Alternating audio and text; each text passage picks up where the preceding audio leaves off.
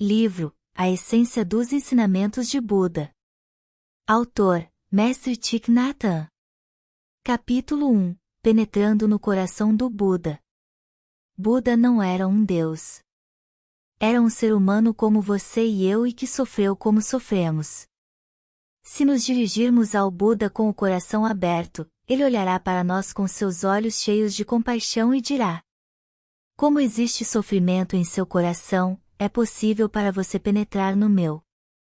O leigo Vimalakirti disse: porque o mundo está doente, eu estou doente.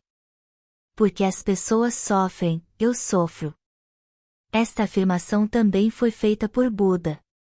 Assim sendo, não pense que se você é infeliz, e sente uma grande dor em seu coração, não poderá dirigir-se ao Buda. É exatamente porque há dor no seu coração que a comunicação se torna possível. O seu sofrimento e o meu são as condições indispensáveis para que possamos penetrar no coração do Buda, e ele nos nossos. Durante 45 anos o Buda repetiu: o meu ensinamento é sobre o sofrimento e sua transformação. Quando reconhecemos e admitimos nosso sofrimento, o Buda, isto é, o Buda dentro de nós, olhará para ele, descobrirá a sua causa e prescreverá uma via de ação capaz de transformar o sofrimento em paz, alegria e liberação. O sofrimento foi o meio que o Buda usou para libertar a si mesmo, e também o meio pelo qual todos nós podemos nos libertar. O oceano de sofrimento é imenso, mas se você olhar ao redor, poderá ver também terra firme. A semente do sofrimento dentro de você pode ser muito forte, mas não espere o sofrimento terminar antes de se permitir ser feliz. Quando uma árvore está doente em nosso jardim, precisamos cuidar dela, mas isso não significa que devemos ignorar todas as árvores sadias que existem ao redor. Mesmo com o coração dolorido podemos usufruir as maravilhas da vida, um lindo pôr do sol, o sorriso de uma criança, lindas flores e inúmeras árvores. Sofrer apenas não é o suficiente. Por favor, não se deixe aprisionar em seu sofrimento. Se você já passou fome, sabe que ter comida é um milagre. Se você já sentiu frio, sabe o quanto o calor é precioso. Quando alguém já sofreu, é capaz de apreciar os elementos paradisíacos que existem ao seu redor. Se você se limitar ao sofrimento, deixará de vivenciar o paraíso. Não ignore o sofrimento, mas também não deixe de usufruir todas as alegrias da vida, não só em seu nome mas também em benefício da multiplicidade de criaturas que existem neste mundo. Quando eu era jovem, escrevi o poema abaixo. Penetrei no coração do Buda com meu coração profundamente ferido. Minha juventude. Uma ameixa por amadurecer. Seus dentes a marcaram. As marcas dos dentes ainda vibram. E eu sempre me lembro, sempre me lembro. Entretanto, depois que aprendi a amá-lo, a porta de minha alma passou a ficar totalmente aberta para os ventos das 4 direções. A realidade clama por mudança. O fruto da consciência já está preparado. E a porta não pode ser fechada de novo. A guerra consome este século. Montanhas e florestas trazem a sua marca. O vento ruge em meus ouvidos. Enquanto o céu inteiro estremece violentamente na tempestade de neve. As feridas do inverno continuam silenciosas. Perdendo as folhas congeladas. Inquietas, revirando-se sem encontrar repouso. Em agonia a noite inteira. Fim do poema. Eu cresci em uma época de guerra. Havia destruição por toda a parte, nas crianças, nos adultos, nos valores, em todo o país. Eu sofri bastante em minha juventude.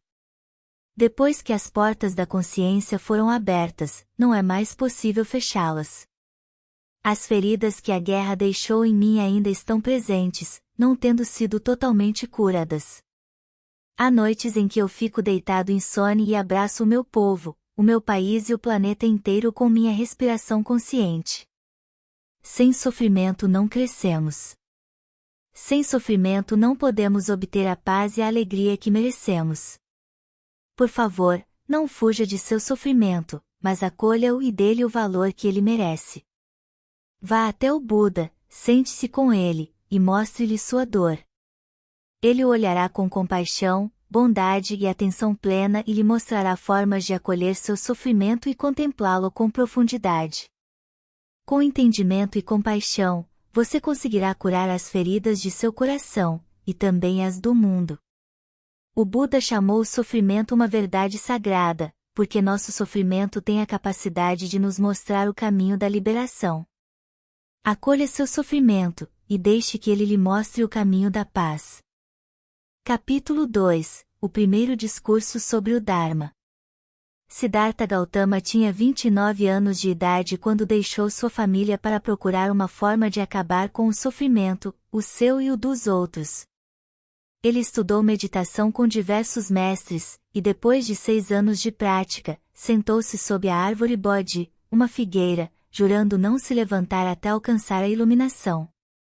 Ficou sentado ali por toda a noite, e no momento em que surgiu a estrela da manhã ele conseguiu o que buscava, transformando-se em um Buda, cheio de compreensão e amor. Depois disso, o Buda passou 49 dias usufruindo da paz advinda de sua grande realização. Passado este tempo, ele entrou no Parque dos Gamos, em Sarnath, para compartilhar seu conhecimento com os outros 5 ascetas com os quais ele havia praticado no passado. Quando os 5 homens o viram chegar, sentiram-se constrangidos, porque achavam que Siddhartha os havia abandonado. Mas ele vinha com uma aparência tão radiante que não conseguiram resistir e o acolheram com prazer. Lavaram seus pés e lhe ofereceram água para beber. O Buda então disse: queridos amigos, eu entendi profundamente que nada pode existir apenas por si, mas que tudo está interrelacionado com tudo mais. E entendi também que todos os seres contêm em sua natureza o potencial para despertar. Ele se ofereceu para contar mais, porém os monges não tinham certeza se deviam acreditar nele ou não. O Buda perguntou: eu já menti para vocês alguma vez? Eles sabiam que não, por isso concordaram em receber seus ensinamentos. O Buda então lhes ensinou as 4 nobres verdades da existência do sofrimento, as suas causas do sofrimento, a possibilidade de recobrar o bem-estar, e o nobre caminho óctuplo, que conduz ao bem-estar. Ao ouvir isso, uma visão imaculada das 4 nobres verdades surgiu em Kondana, um dos 5 ascetas. O Buda percebeu, e exclamou: Kondana compreende, e daquele dia em diante Kondana foi denominado aquele que compreende. O Buda então declarou: queridos amigos, tendo por testemunhas seres humanos, deuses, brahmanes, monges e maras, eu vos digo que se não tivesse experimentado diretamente tudo o que afirmo aqui, jamais proclamaria ser uma pessoa iluminada e liberta do sofrimento. Devido ao fato de eu mesmo ter identificado o sofrimento, compreendido o sofrimento, identificado as causas do sofrimento, removido as causas do sofrimento, confirmado a existência do bem-estar, obtido o bem-estar, identificado o caminho para o bem-estar, ido até o final do caminho e realizado a liberação total, eu agora proclamo a vocês que eu sou uma pessoa livre. Neste momento, a terra estremeceu e as vozes dos deuses, dos seres humanos e de outros seres vivos de todo o cosmos bradaram que no planeta Terra havia nascido uma pessoa iluminada e que tinha colocado em movimento a roda do Dharma, o caminho do amor e da compreensão. Este ensinamento está registrado no discurso Girando a Roda do Dharma, Dantinakakapavatana Sutta. Desde então, já se passaram 2.600 anos e a roda do Dharma continua girando. Depende de nós, a geração atual, mantê-la girando para a felicidade de todos. 3 pontos caracterizam este sutra. O primeiro e o ensinamento sobre o caminho do meio. O Buda queria que seus 5 amigos se libertassem da ideia de que a austeridade fosse a única prática correta. Ele havia aprendido pela própria experiência que se você destruir sua saúde, não terá energia suficiente para percorrer o caminho. O outro extremo a ser evitado, disse ele, é a indulgência nos prazeres sensoriais, o desejo sexual, a busca de prestígio, comer excessivamente, dormir demais ou correr atrás de posses.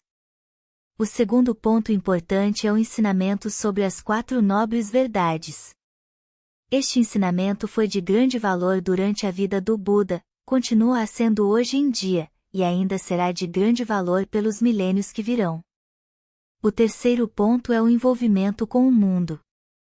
Os ensinamentos do Buda não foram dados para se fugir da vida, mas para nos relacionarmos com o mundo e com nós mesmos o máximo possível.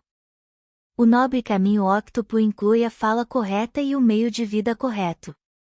Estes ensinamentos são para as pessoas do mundo inteiro, que precisam se comunicar umas com as outras e ganhar seu sustento. O discurso girando a roda do Dharma é cheio de alegria e esperança. Ele ensina a reconhecer o sofrimento como sofrimento, transformando-o em atenção plena, compaixão, paz e liberação. Capítulo 3 – As 4 nobres verdades. Depois de atingir o despertar completo e perfeito, Samyak Sambodhi, o Buda precisou encontrar palavras para compartilhar seu insight com as outras pessoas. Ele já tinha a água, mas precisava descobrir vasilhas como as 4 nobres verdades e o nobre caminho óctuplo para poder transportá-la. O Buda não cessou nunca de proclamar estas verdades, até o momento final de sua grande passagem, Mahaparinirvana. As 4 nobres verdades é o que há de melhor nos ensinamentos do Buda. Os chineses traduzem as 4 nobres verdades por as 4 verdades maravilhosas ou as 4 verdades sagradas. Nosso sofrimento se torna sagrado quando o aceitamos e penetramos nele profundamente. Se não fizermos isso, ele não é sagrado, vamos apenas nos afogar no oceano de nosso sofrimento. Para designar a palavra verdade, os chineses usam os ideogramas correspondentes à palavra e rei. Ninguém pode discutir as palavras de um rei. Essas 4 verdades não são algo que se possa discutir. Elas são para se praticar e entender.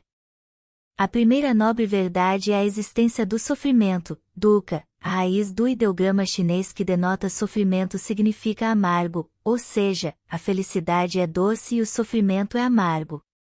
Todos sofremos de algum modo, todos padecemos de alguma doença no corpo ou na mente. Temos que reconhecer que esse sofrimento existe, e entrar em contato com ele. Mas para fazer isso precisaremos da ajuda de um mestre e de uma sangha, ou seja, um grupo de companheiros de prática. A segunda nobre verdade versa sobre a origem, as raízes, a natureza, a criação e o surgimento, samudaya, do sofrimento. Depois que entramos em contato com nosso sofrimento, é preciso olhar atentamente para ele, para entendermos de onde surgiu. Precisamos reconhecer e identificar os alimentos materiais e espirituais que ingerimos e que causaram o sofrimento. A terceira nobre verdade é a cessação, nirodha, da produção de sofrimento, quando evitamos aquelas coisas e atitudes que resultarão em sofrimento. Isso é uma boa notícia. O Buda não negou a existência do sofrimento, mas também não negou a existência da alegria e da felicidade. Se você acha que o budismo afirma que tudo é sofrimento e não há nada a ser feito, está enganado, porque isso contraria diretamente a mensagem de Buda. O Buda nos ensinou a reconhecer a presença do sofrimento, mas também ensinou a fazer com que esse sofrimento cesse.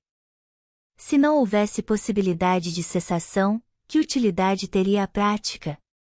A terceira verdade nos diz que a cura é possível. A quarta nobre verdade é o caminho, marga, que nos conduz à abstenção das coisas que geram sofrimento. Esse é o caminho de que mais precisamos. O Buda o chamou de nobre caminho óctuplo. Os chineses o traduziram como o caminho das 8 práticas corretas, a compreensão correta, o pensamento correto, a fala correta, a ação correta, o meio de vida correto, o esforço correto, a atenção plena correta e a concentração correta. Nota de rodapé: a palavra samina, em língua pali, significa correto, o equivalente em sânscrito é samyak. Ela é um advérbio que significa na forma certa, reta, direita, sem curvas nem torções. A atenção plena correta, por exemplo, significa que existem formas corretas de atenção, formas que são benéficas e certas. A atenção plena errada significa que existem formas incorretas, distorcidas e prejudiciais de praticar. Ao entrar no nobre caminho óctuplo, aprendemos formas benéficas de praticar, ou seja, a forma correta. Correto e errado não são julgamentos morais nem padrões arbitrários impostos de fora para dentro. Através do nosso próprio despertar, podemos identificar tanto aquilo que é benéfico, correto, como o que não é, errado. Capítulo 4 – Entendendo os ensinamentos do Buda. Ao ouvirmos uma palestra sobre o Dharma ou estudarmos um sutra, a única coisa que temos a fazer é permanecer abertos. Normalmente, quando ouvimos ou lemos algo novo, costumamos comparar o que ouvimos com nossas próprias ideias. Quando o elemento novo é parecido com elas, nós o aceitamos e dizemos que está certo. Quando não é, dizemos que está errado. Em qualquer das duas hipóteses, não aprendemos nada. Se formos capazes de ler ou ouvir com a mente e o coração abertos, a chuva do Dharma encharcará o solo de nossa consciência. Poema: a suave chuva de primavera permeia o solo de minha alma. A semente há muito tempo enterrada na terra apenas sorri. Nota de rodapé. De acordo com a psicologia budista, nossa consciência se divide em 8 partes, que incluem a consciência mental, Manovijnana, e a consciência armazenadora, Alayavijnana. A consciência armazenadora é descrita como um campo no qual todo tipo de semente pode ser plantada, sementes de sofrimento, tristeza, medo e raiva, e também sementes de felicidade e esperança. Quando essas sementes brotam, elas se manifestam em nossa consciência mental, ao fazer isso vão se tomando cada vez mais fortes. Fim da nota. Quando estiver lendo ou ouvindo, não se esforce em demasia, seja como a terra. Quando a chuva cai, a terra só precisa se abrir e receber a chuva. Permita que a chuva do Dharma penetre em você e encharque as sementes enterradas no fundo de sua consciência. Um mestre não lhe pode dar a verdade. A verdade já está em você, mas é preciso abrir corpo, mente e coração, para que seus ensinamentos penetrem nas suas sementes de compreensão e iluminação. Se você permitir que as palavras entrem, o solo e as sementes farão sozinhos o resto do trabalho. A transmissão dos ensinamentos do Buda pode ser dividida em 3 correntes principais: o budismo fonte, o budismo de várias escolas e o budismo Mahayana. O budismo fonte inclui todos os ensinamentos que o Buda transmitiu ao longo de sua vida. 140 anos depois da grande passagem do Buda, a Sangha se dividiu em 2 escolas, mas a Sangika, literalmente maioria, referindo-se àqueles que desejavam mudanças, Staviravada, literalmente, escola dos anciãos, aqueles que se opunham às mudanças defendidas pelos Masasangikas. 100 anos depois disso, a Staviravada se dividiu em 2 ramos, Sarvastivada, escola que proclama que tudo é, e Vibhajyavada, escola que discrimina. Os seguidores da Vibhajyavada, apoiados pelo rei Ashoka, floresceram no Vale do Ganges, enquanto os partidários da Sarvastivada se dirigiram para o norte, para Caxemira. Ao longo dos primeiros 400 anos, durante e depois da vida de Buda, os ensinamentos foram transmitidos apenas de forma oral. Depois disso, os monges da escola Tatnashatia, aqueles que usam mantos cor de cobre no Sri Lanka, um ramo da escola Vibhajyavada, começaram a planejar escrever os discursos do Buda em folhas de palmeira, e isto levou outros 100 anos até realmente começarem. Nessa altura, disse que só havia um único monge que decorara todo o cânone, e que ele era bastante arrogante. Os outros monges tiveram que persuadi-lo a recitar os discursos para que pudessem transcrevê-los. Quando ouvimos histórias assim, sentimos-nos constrangidos ao saber que um monge arrogante talvez não tenha sido o veículo ideal para transmitir os ensinamentos do Buda. Mesmo durante a vida do Buda existiam pessoas como o monge Arita, que não entendiam direito os ensinamentos e os transmitiam de forma incorreta. também é evidente que alguns dos monges encarregados de decorar os sutras através dos séculos não captaram o seu sentido mais profundo, ou pelo menos o esqueceram, ou então alteraram algumas palavras. O resultado é que alguns dos ensinamentos do Buda estavam distorcidos muito antes de serem registrados por escrito.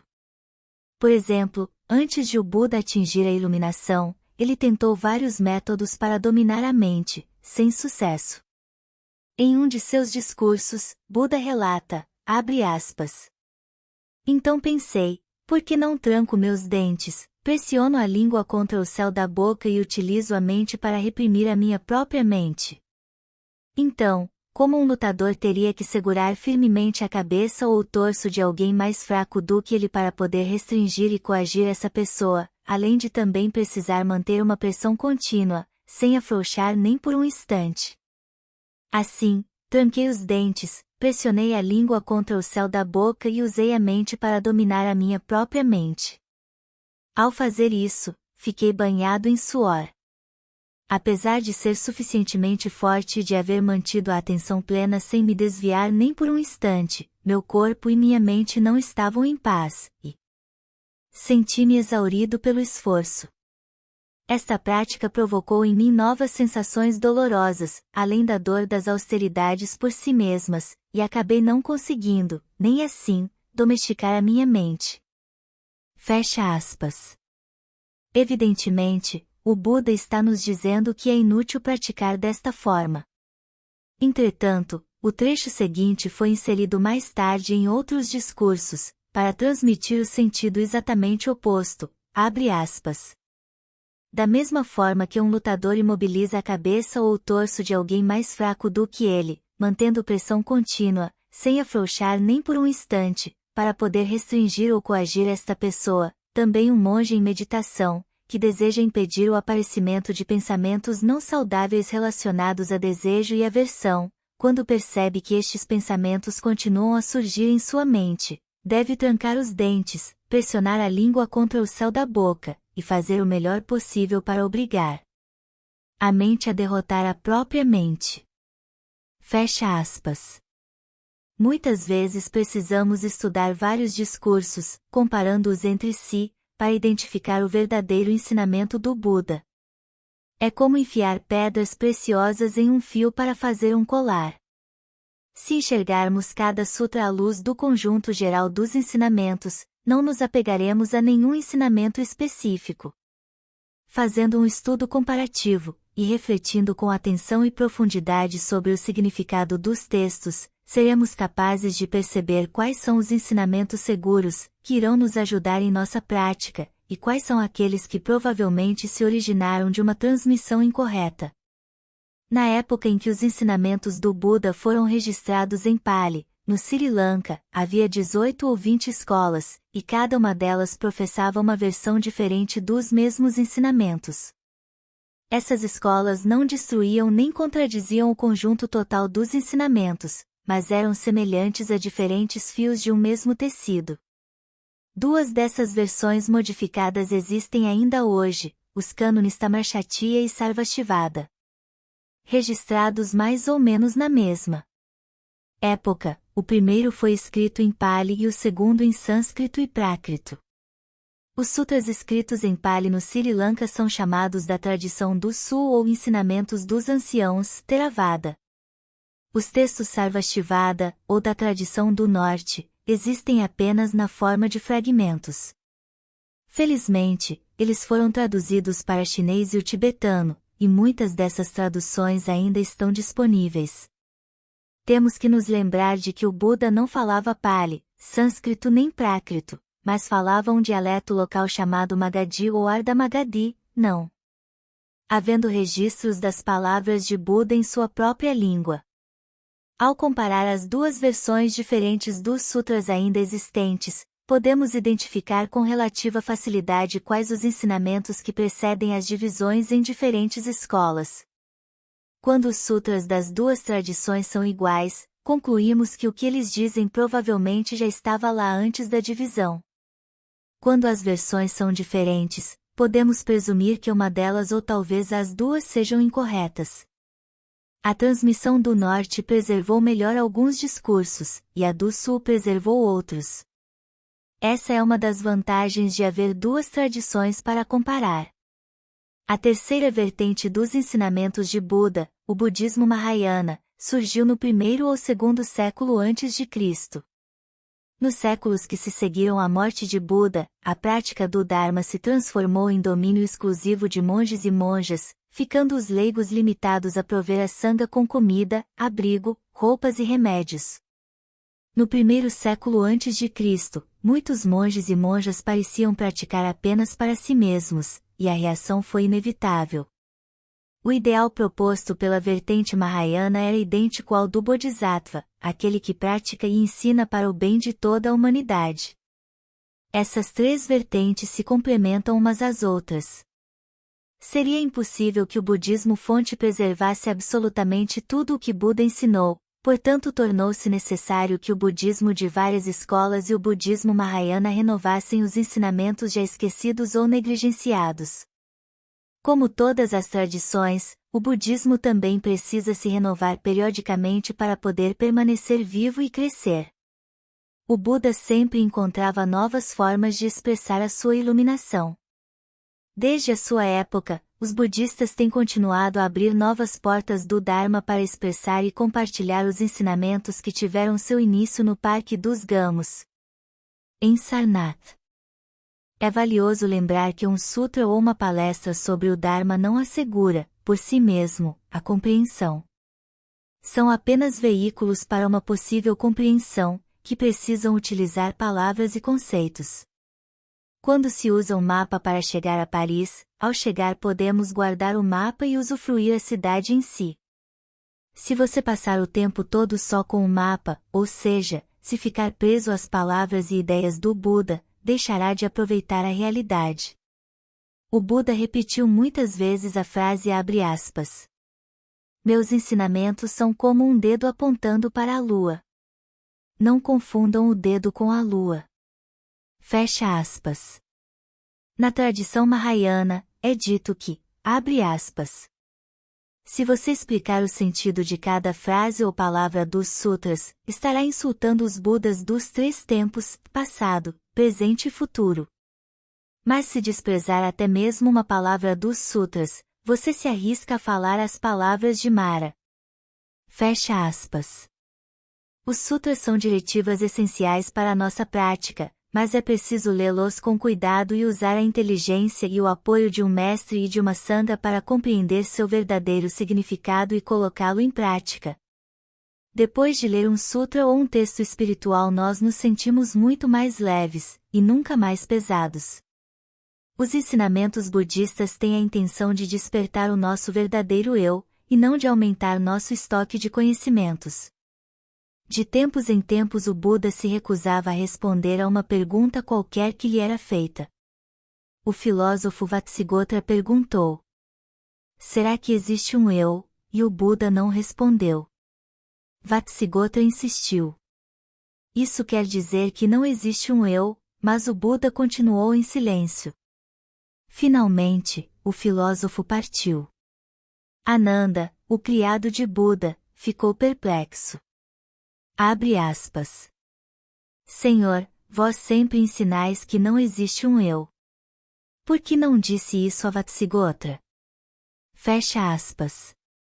O Buda disse a Ananda que não respondeu porque Vatsigotra estava buscando uma teoria, não uma forma de remover obstáculos.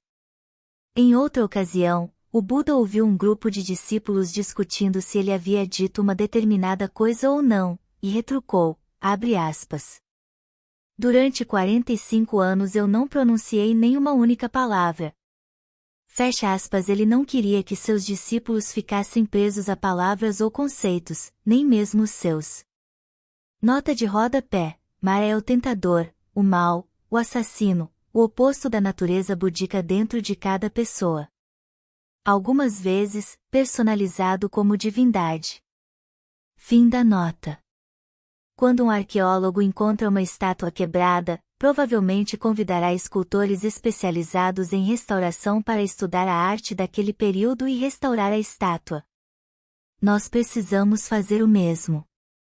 Se tivermos uma boa visão geral dos ensinamentos do Buda, sempre que houver um pedaço faltando ou sobrando nós perceberemos, e poderemos fazer o conserto.